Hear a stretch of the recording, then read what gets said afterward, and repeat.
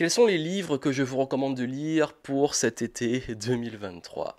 Hello, ici Johan Yangting, très heureux de vous retrouver avec une petite sélection de livres pour l'été 2023. Comme le veut la tradition, je sais que vous aimez ces formats durant l'été, je vous fais des petites recommandations de lecture.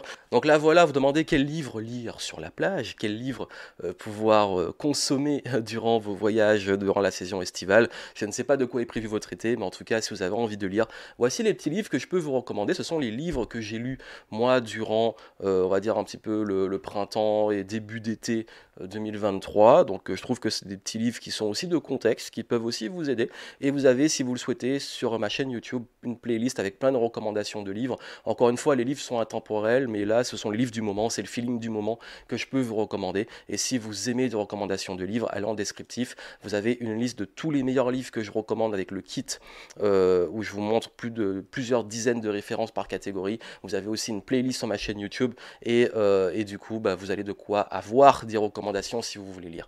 Mais voici en ce moment ce que je vous recommande de lire pendant l'été 2023 et si vous voulez, on fera un petit point au milieu de l'été avec les actualités et les choses que j'ai pu lire si j'ai eu des progressions. Donc, déjà, le premier que je vous recommande, je suis obligé. Je suis obligé parce que ça fait tellement longtemps que j'en ai pas sorti, c'est de lire simplement mon livre, Flow Tasking. De lire mon nouveau livre, et oui, commandez si vous ne l'avez pas encore, commandez mon tout nouveau livre, et s'il vous plaît, n'hésitez pas à me taguer.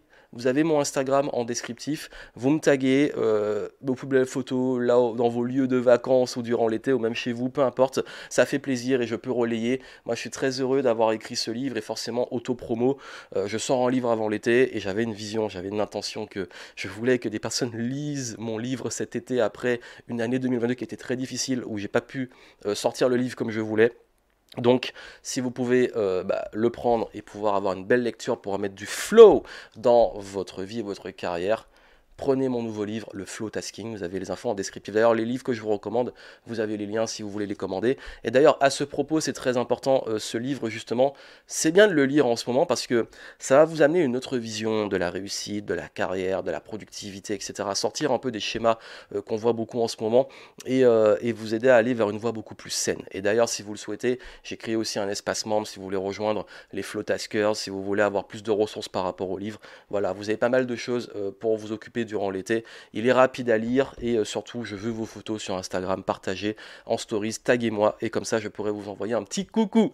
Donc voilà pour auto-promo, forcément le début, je sors un livre avant l'été, je veux que vous puissiez le lire. Maintenant, il y a deux livres de Paulo Coelho, j'ai eu du mal à choisir entre les deux parce que les deux, j'ai adoré, j'avais déjà lu il y a très longtemps, mais je les ai relus là, durant le printemps. C'est ces deux livres de Paulo Coelho, donc on a Maktoub et le manuscrit retrouvé. Donc pourquoi j'en recommande deux? Vous allez voir, je vais avoir deux fois des binômes de livres par auteur. Et pourquoi? Parce que là, dans Maktoub et le manuscrit retrouvé, on a des récits de sagesse. Alors forcément, il y a un aspect quand même très spirituel, vous prenez ce qu'il y a à prendre selon vos croyances ou pas, mais en tout cas, c'est vrai que c'est un livre où je trouve qu'il y a beaucoup d'enseignements qui sont extrêmement puissants et profonds. Et c'est aussi amené dans un récit assez bien storytellé. On est dedans et ça se lit extrêmement vite. Donc moi qui adore L'Alchimiste, qui est l'un de mes livres préférés, je vous recommande vraiment fortement de lire Le manuscrit retrouvé et Maktoub de Paulo Coelho. Et dans la même veine, justement, j'ai lu là L'âme du monde de Frédéric Lenoir.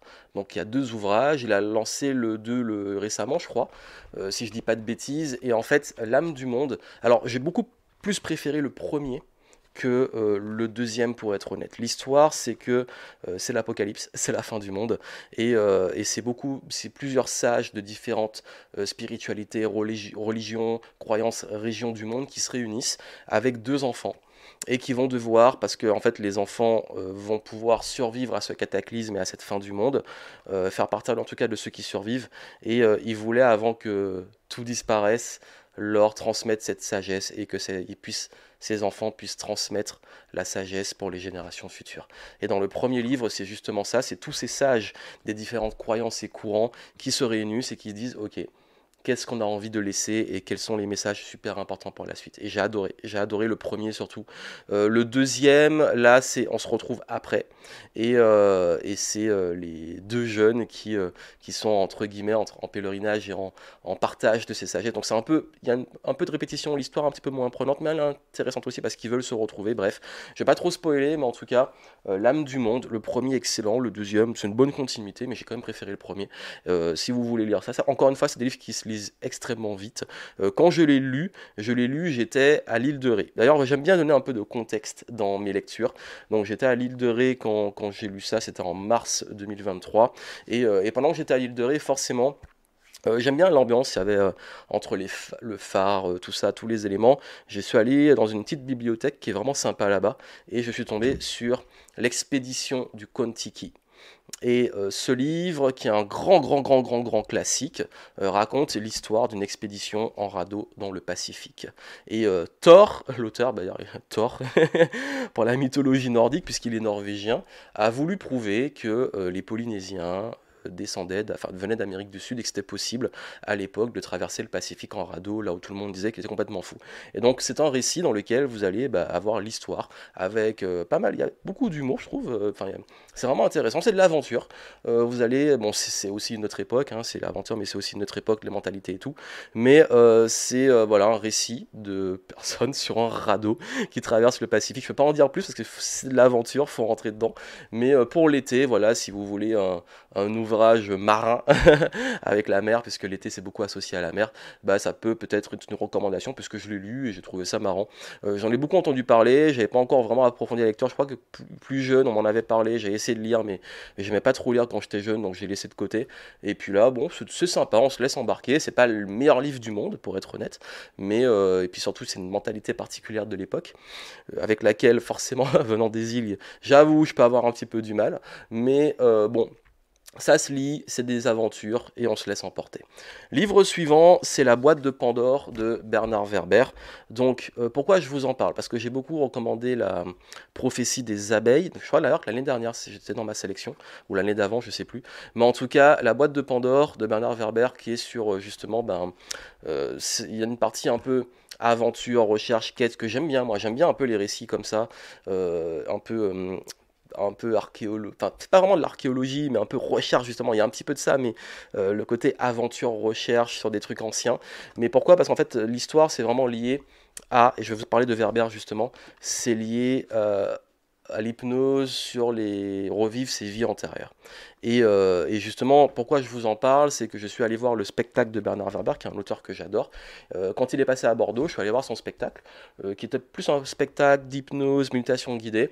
Alors pour être honnête, je suis pas forcément ultra rentré dedans, parce que moi j'ai du mal avec tout ce qui est méditation guidée, hypnose, quand il y a du monde, parce que moi je capte tous les bruits, je suis tout le temps distrait, j'arrive pas à rentrer dedans, je me sens pas en sécurité dans ce genre de contexte, peu importe, pour X raisons, ceux qui rentrent dedans, bah tant mieux, mais vous savez, l'hypnose, si on rentre pas dedans, on rentre pas dedans, et moi je suis pas rentré.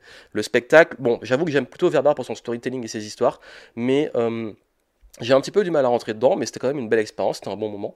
Et encore une fois, moi je suis pas critique parce que je dis toujours que ceux qui font, au moins ils osent, et il a osé faire un spectacle qui sort de sa zone de confort. Je pense qu'il est encore en train de le rôder, mais en tout cas c'est une belle expérience. Mais même si moi personnellement je suis pas rentré dedans, mais je le félicite en tout cas d'avoir pris l'initiative de faire ce genre de spectacle et surtout la harpe. Oh là là, c'était surtout la musique et celle qui jouait, qui l'accompagne et qui jouait de la harpe, ça mettait une belle ambiance et c'était magnifique. Et c'est sur ça surtout que moi j'ai le plus kiffé, plus que les hypnoses. Et j'aime beaucoup aussi ces histoires et le storytelling. Peut-être qu'il n'en a pas fait assez dans le spectacle, mais en tout cas, faites-vous votre propre avis. Je crois il en fait plusieurs dans plusieurs villes, donc allez voir un peu son actu. Comme c'est un auteur que j'adore, j'en parle parce que je suis aussi beaucoup intéressé par ces processus de storytelling, de créativité, etc. Et puisqu'on parle de créativité, de storytelling, je vais finir sur The Practice de Seth Godin, je crois qu'il faut dire, on dit pas Seth Godin. Et The Practice, c'est un livre sur l'art de la créativité, notamment pour les créateurs, ceux qui écrivent, etc.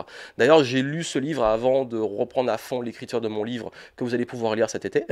et The Practice, j'en ai parlé dans un format short, enfin Reels short TikTok, et c'est vraiment dans l'état d'esprit du créateur, de les routines créatives, de l'intention qu'on y met, de comment s'organiser quand on est écrivain, quand on est créateur de contenu aussi. Donc c'est vraiment pas mal de, c'est des micro-articles sur différentes thématiques de la créativité, de les routines, etc. Et vraiment pour les créateurs, les artistes, entrepreneurs. Donc j'ai beaucoup aimé, je l'ai depuis un petit moment, j'avais pas encore tout lu. C'est comme c'est beaucoup plus une sorte de recueil d'éléments. C'est pas un livre qu'on lit forcément en une fois, mais il y a pas mal de choses intéressantes, notamment sur le syndrome de l'imposteur, sur l'intention, sur le lâcher prise par rapport à ses créations, sur les routines, sur comment aussi créer une vraie connexion avec son audience, son public. Bref, The Practice, je vous le recommande.